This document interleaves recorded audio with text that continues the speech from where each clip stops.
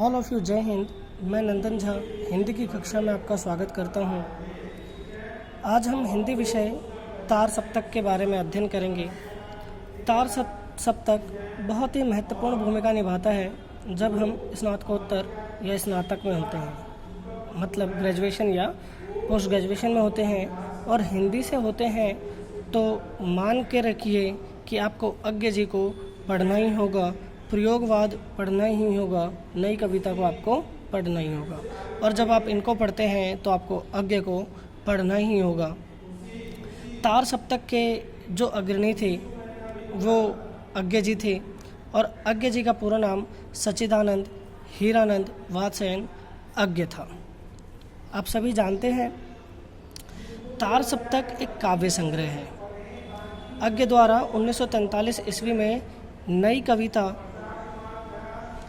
के प्रणयन हेतु 7 कवियों का एक मंडल बनाकर तार सप्तक का संकलन किया गया।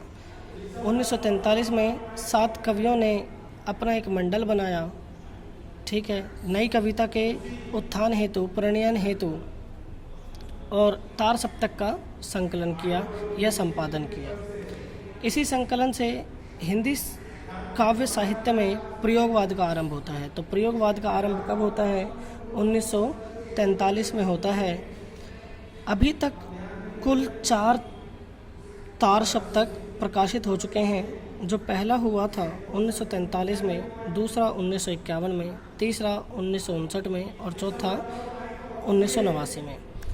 ध्यान देने बात योग्य ये है कि ग्रेजुएशन और पोस्ट ग्रेजुएशन के अलावा अगर आप कहीं भी कॉम्पिटिटिव एग्ज़ाम देते हैं और हिंदी से रिलेटेड अगर देते हैं तो आपके 1 या 2 नंबर पक्के तार सप्तक या अज्ञे जी से पूछे जाते हैं।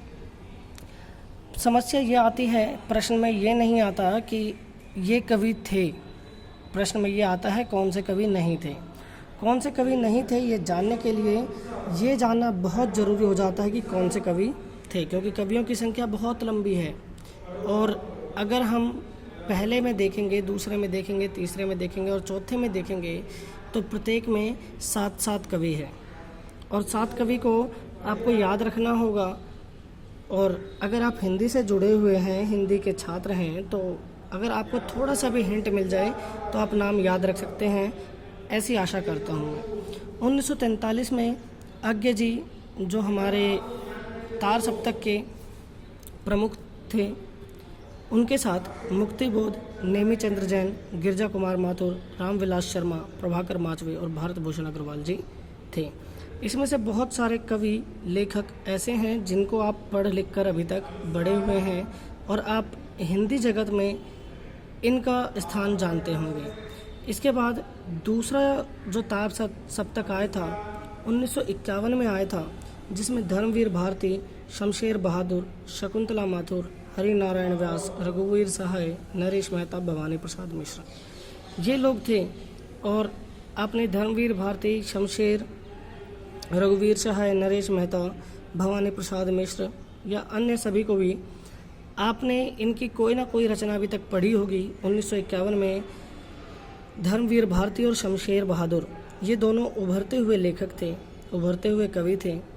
और शकुंतला माथुर तार सप्तक की प्रथम महिला थी या प्रथम कवित्री थी जो दूसरे सप्तक में थी। प्रश्न आ सकता है कि दूसरे सप्तक में कौन सी कवित्री थी? तो कौन सी थी? शकुंतला माथुर थी, ठीक है। आपसे ये भी आ सकता है भाई कीर्ति चौधरी थी कि सुमन राजे थी, या भवानी प्रसाद जी का भी नाम आपको दे सकते हैं, भवानी क्या करके, ठीक है। तो कंफ्यूज नहीं होना आपको। इसके बाद जो तीसरा तार सप्तक आया था 1959 में आया था, जिसमें प्रयाग नारायण त्रिपाठी जी थे, विजय देव नारायण शाही जी थे, कीर्ति चौधरी थी। कीर्ति चौधरी जो हैं वो दूसरी कवित्री हैं और तीसरे तार सप्तक में थी। कुंवर नारायण जी थे, सर्वेश्वर दयाल सक्सेना जी थे, केदारनाथ जी थे और मदन वात्स्यायन जी थे। ध्यान देने वाली बात योग्य ये है कि ये दोनों कवि बहुत ज़्यादा चर्चित रहे हैं अपनी कहानियों को लेकर के, अपनी कविताओं को लेकर के, तो ये पूछा जा सकता है कि केदारनाथ जी या सर्वेश्वर दयाल सक्सेना जी कौन से तार सप्तक में थे, तो वो बेटा या भाइयों तीसरे तार सप्तक में थे। इसके बाद अंतिम जो तार सप्तक है वो 1989 में आता है। उसमें सुमन राजे ये तीसरी कवित्री थी। कुल मिलाकर के तार सप्तक में 3 कवित्री रही हैं। पहली शकुंतला माथुर, दूसरी कीर्ति चौधरी और तीसरी सुमन राजे। तीसरी जो है सुमन राजे वो चौथे तार सप्तक में थी 1789 में। उसके साथ श्री राम वर्मा, स्वदेशी स्वदेश भारती, अवधेश कुमार, राम कुमार कुंभज, नंद किशोर आचार्य और राजेंद्र किशोर जी इसमें शामिल थे। अब थोड़े से हम ट्रिक की बात करेंगे। ट्रिक में कई बार ऐसा हो जाता है कि शब्द को कुछ भी करना पड़ जाता है, शब्द के साथ खेलना पड़ जाता है, शब्द को अपने तरीके से गिराना पड़ जाता है या उठाना पड़ जाता है, और उसके बाद वो ट्रिक बनती है जिससे हमें याद रखना होगा। ट्रिक हम तब लगाते हैं जब कुछ नहीं होता है, तब ट्रिक लगती है, जिसे हम कहते हैं जुगाड़। ठीक है। 1943 में अमूने गिरे प्रभा, अमूने में अज्ञ, माँ से मुक्तिबोध, न से नेमिचंद्र जैन, गे से गिरजा कुमार माथुर, रा से राम प्रसाद, ये रामविलास शर्मा और प्रभाकर माचवे भारत भूषण अग्रवाल। ठीक है, इस तरीके से हमें ट्रिक पढ़ना है। 1943 में अमूने गिरा प्रभा। 1951 में धर्मवीर और शमशेर शकुंतला का हरण करके भागे।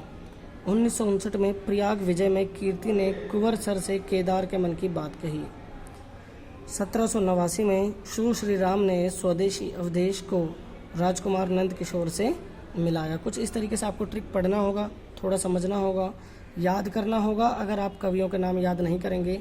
इससे एक बेनिफिट और है, जब आप समय के साथ जैसे 1943 में अमूने गिरा प्रभा इत्यादि के रूप में पढ़ते हैं तो आपको पता रहेगा 1943 में कवि कौन कौन से थे, लेखक कौन कौन से थे। ये ट्रिक का थोड़ा सा फ़ायदा है। इसके बाद एक जो इम्पोर्टेंट क्वेश्चन निकल कर आता है, बहुत ज़्यादा ज़रूरी प्रश्न निकल कर आता है। प्रश्न कभी कभी आ जाता है कि तार सप्तक में प्रथम महिला कौन थी या प्रथम कवित्री कौन थी, तो वो शकुंतला माथुर थी।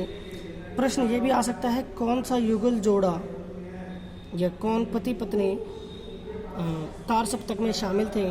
तो तार सप्तक में गिरजा कुमार माथुर और शकुंतला माथुर पति पत्नी थे। गिरजा कुमार माथुर पहले तार सप्तक में थे और शकुंतला माथुर दूसरे तार सप्तक में थी। अगर तार सप्तक के संबंध में कोई भी अन्य प्रश्न आपके मन में है तो नीचे कमेंट करके ज़रूर बताइएगा। मैं जल्द से जल्द आपकी समस्या का समाधान करूंगा। शिक्षा जगत से जुड़ने के लिए धन्यवाद। आपका दिन मंगलमय हो। जय हिंद।